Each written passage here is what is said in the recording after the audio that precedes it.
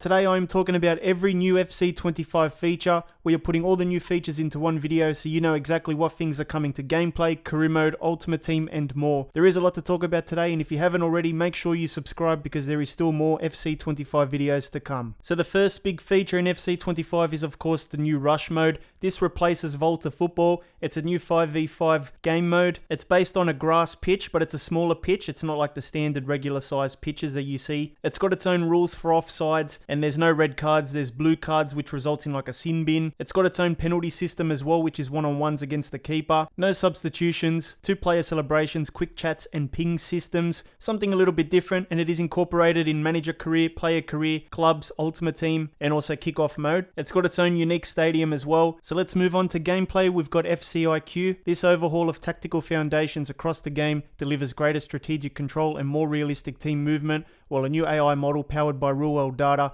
influences player tactics through all new player roles. The new player roles feature delivers over 50 new player roles that will guide the way every player thinks and behaves on the pitch, resulting in more authentic tactical intelligence and movement off the ball. FCIQ Team Tactics introduces systems used by football's top tacticians and upgrades the football IQ of every player on the pitch. As a result, your whole team will think and behave more like real-world pros. These are the main components of Team Tactics: tactical settings, formation, defensive approach and build-up style, tactical presets, which let you quickly set your tactics, views for your team with and without the ball, dynamic summary that analyzes your tactics, create 5 independent custom tactics, a unique code to share your tactics, and many more, like a new squad tab for roles. They're bringing in tactical summaries. This is a dynamic feedback system based on your tactics that analyzes the team, your tactical settings, and your players' roles. After analyzing these aspects, you will see 3 positive aspects of your tactics and 3 areas for improvement. There will always be 3 strong points and 3 weaknesses. Custom tactics. In FCIQ, you can have up to 5 custom tactics. Each custom tactic can have a custom name and can have its own formation, tactical settings, and player roles. The only thing shared between them is the lineup. So 5 custom tactics, which means you can take 5 different systems into a game. You might have Real Madrid default, which you created yourself, and then you can create a new tactic. This is what it looks like. And then you can also import a tactic from someone else. So this here, there's going to be codes that you can give to other people, or you can use yourself. During gameplay, you will notice the number of subs remaining and the total subs, plus the number of sub windows remaining. Players will now have 9 available bench slots depending on the mode and the competition, with the aim of enabling more flexibility regarding mid-match tactical changes. The increased bench size is only available for specific modes and on the PS5, Xbox Series X and S, and PC. There's 3 new corner kick instructions, so you can set up a near post player, a back post player, and a target player as well. Smart Tactics is a new feature as well. It's a new messaging system that will suggest a range of tactical changes in game based on the current flow of the match, and players will be able to easily perform changes using the D-pad buttons. These are the main components of Smart Tactics. So with the D-pad, you can bring up your 5 custom tactics, and there's also another one where you can change the tactical focus of your players. This doesn't change the player roles, but instead changes the focus of the role of each of your players. There's also suggestions that will pop up, and you can change formation. You can do like park the bus or tiki-taka, and there's also the sub menu. If you press down, it'll tell you how many subs left and also the windows, and you can also make subs on the go while you're playing the game. So essentially with these smart tactics now, you don't even need to pause the game. You can pretty much change formations, change focuses, do substitutions while you're just playing the game. There's these chalkboard features as well. There's 3 parts to it. The first one is the My Tactics chalkboard. So this happens after changing to a custom tactic. The chalkboard will show the formation and highlight a few players with role plus and plus plus. The tactical focus chalkboard is a different chalkboard for each focus request, visualizing what the requested focus aims to accomplish. And tactical suggestions chalkboard. After accepting a suggested tactic, the chalkboard will show the formation and highlight the defining positions for the new tactic. There's a new pass map that's going to show every player who participated in the match, including substitutes. The size of a player's circle is determined by the number of passes that players made relative to others on your team, with bigger circles representing more passes. AI Mimic is a next-gen feature, and it's getting better this year as well. It's introducing lower body movements now, where last year we only had upper body movements, and more athletes are going to have this full body movement as well. 1,847 compared to 1,373, including 200 new women as well. Goalkeepers are getting new playstyles. There's going to be a footwork one,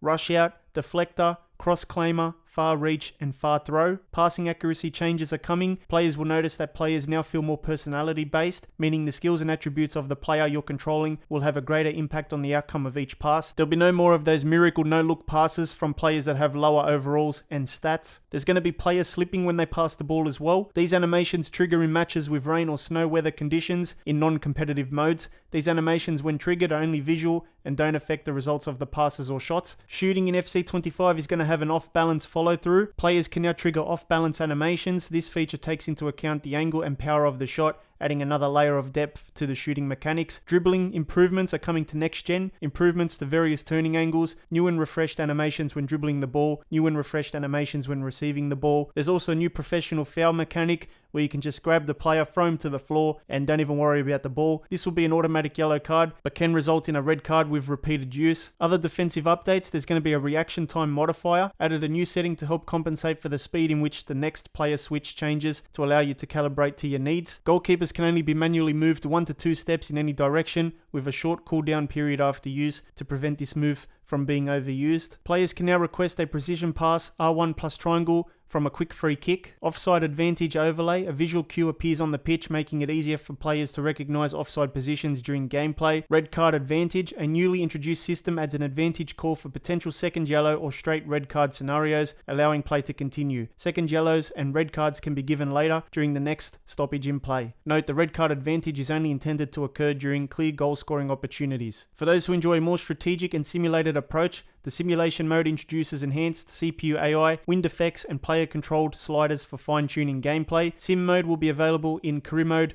kickoff, and tournament. These are the following preset slider settings that will come into effect during the sim mode. New sliders are added to FC25, tackle aggression, build-up speed, shot frequency, first touch pass frequency, crossing frequency, dribble frequency, and skill move frequency. Wind effects are coming as well in offline modes. Wind effects impact various aspects of the match, such as the ball trajectory, player hair, and jersey physics. Wind effects will be available in the following modes: career mode, kickoff, and tournament. You can do low, medium, or high wind effects, and the wind will not change the speed or direction during the course of the match. 2 graphics modes are coming as well. There's enhanced visuals. The second one is the favor resolution. Let's move on to career mode next. So career mode is getting live start points and snapshots. They have live start points for 10 leagues and 12 cup competitions. So this is what it looks like when it's going to be available. And each week will have a different snapshot. You can start in any of the available weeks there. FCIQ is coming to career mode as well. That includes all the features that we spoke about already, like player roles and the new tactics system. Scouting for players now includes the option to look for players with specific roles and or fit for the specific presets, enabling you to find the perfect players for your tactical approaches. You can also scout in more than 160 countries now to look for emerging talent, and you can now scout up to 4 specific positions. In terms of press conferences and morale sweet spot, they're evolving the morale system from an approach of the more the better to a sweet spot system. That means that if players' morale gets over a certain level, players are no longer very happy, they become complacent instead. They've also revised press conferences so that questions asked by the press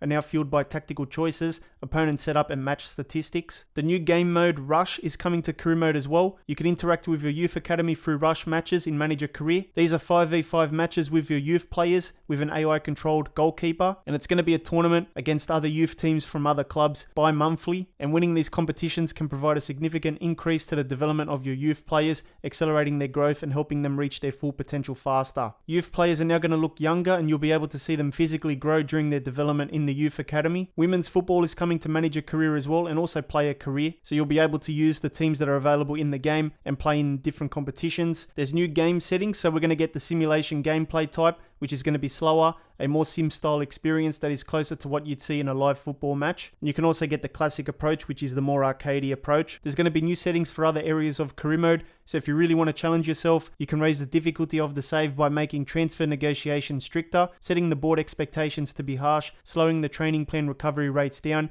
creating a transfer embargo, and playing with sim-style gameplay. If you want a more relaxed experience, you could create a save where a huge financial takeover has just happened, where you can't get sacked, there's no scouting, or where players develop faster. There's going to be a dynamic AI behavior where slider values will fluctuate slightly from their tactical values, allowing for more variety when playing opponents multiple times. Career mode will be getting a new menu and social media as well. So the menu is going to have like a task list and different tabs at the top. And then there's the social media side where you can see different transfer announcements and posts from players. There's going to be comments as well. In Player Career, you can play a career with icons now. And there's also Origin Story where there's 3 new beginnings for Player Career. So you can do Great Expectations, generations, climb to the top, and return to glory. Each one has their own beginnings, they have their own age, starting skill levels, personality tier, and more. If you're not happy with these, you can always customize your own start. Player creation is getting better as well. There's a new feature called EA Cranium where you'll be able to sculpt each element of the avatar's face down to every little detail. Let's move on to clubs now. So the first major feature is the new Clubhouse. This is a new menu experience. The Clubhouse is a personalized social space that connects players and clubs in a modern football inspired environment with the aim of faster navigation to everything you're looking for. So you can see there that the clubs menu is new and it's going to have the navigation bar at the top. Rush is also going to be in clubs. You can play with teams of 4 players plus 1 AI goalkeeper. Facilities is coming to clubs. That enables your club to grow in new and meaningful ways by developing resources that are available to all club mates. This includes everything from hiring club staff like equipment managers to building a weight room.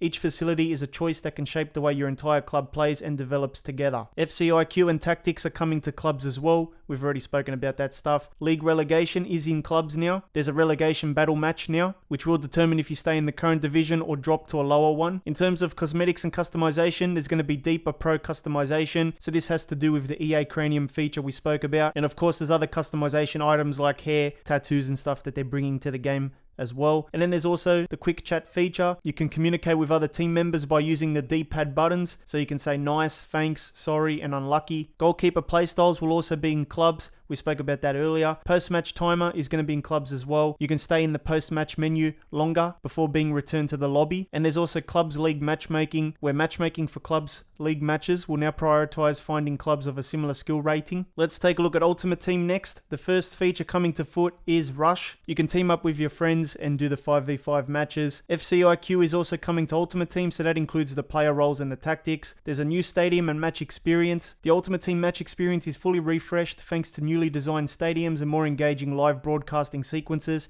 New presentation elements highlight lineup decisions and both teams' unique players. Larger away sections allow you to bring more of the home stadium experience on the road. Cosmetic evolutions is another feature. Upgrade player item shells with all new cosmetic evolutions. Add more breakouts and modify embellishment components such as backgrounds, borders, and SFX. There's a new storage system for untradeable duplicate players, and you can hold up to 100 untradeable items. For division rivals, you will now earn 3 points for a win and 1 point for a draw. And there's also relegation in Division 1 and Division 2. They're now decoupling live friendlies and rivals matchmaking. Live friendlies matchmaking is now based on form. Contract items have been removed from Ultimate Team. That is for players and managers. And they've added game settings to the Ultimate Team menu, meaning you can change your settings without having to pause in-game or leave Ultimate Team. And you can also change between metric and imperial measurements to adjust the measurement used for player height in the player bio. It's been confirmed by people that play the game that time progresses through the match now. You may start the match as the sun is setting, but end the match under a pitch black sky. This feature was in an old PES game, and it sort of gives you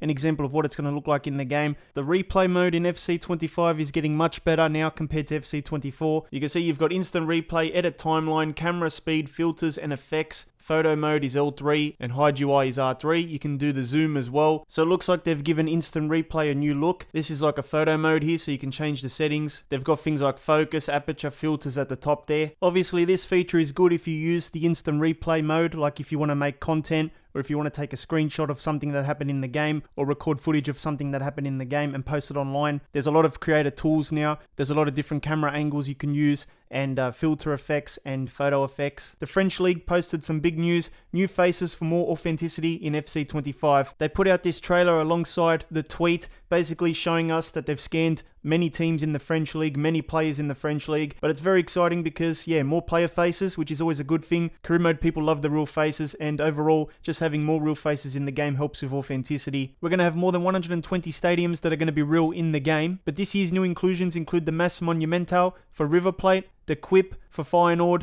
Sporting Lisbon's stadium. We've also got Rams Park for Galatasaray and also the Fenerbahce stadium. We've got some updated stadiums this year as well, so the Bernabeu will be getting a refresh, Villarreal stadium as well, and Frankfurt's stadium is also getting refreshed. We're also getting the RC Lens stadium, and they've also got an updated version of the Marseille stadium called the Orange Velodrome. 3 new EFL Championship stadiums as well, including Coventry City's Coventry Building Society Arena, Blackburn Rovers' Ewood Park, and Bristol City's Ashton Gate. They've also rebuilt 3 of their own stadiums, including Crown Lane, Court Lane, and Stadion Olympic. These are those generic stadiums in the game. Ipswich Town's Portman Road Stadium and Liverpool's refurbished Anfield will also come in a future game update as well at no additional cost. We've also got 2 Rush stadiums, One is called the Nike Air Zoom Arena, and that's for Ultimate Team Rush, and the FC Rush Stadium, which is only for Rush as well. So as you can see, stadiums are getting better in FC25, a lot of new ones, a lot of updated stadiums as well. I hope you did enjoy the video. If you did, make sure you leave a like and remember to subscribe, and hit the thumbnail in the middle to watch another FC25 video.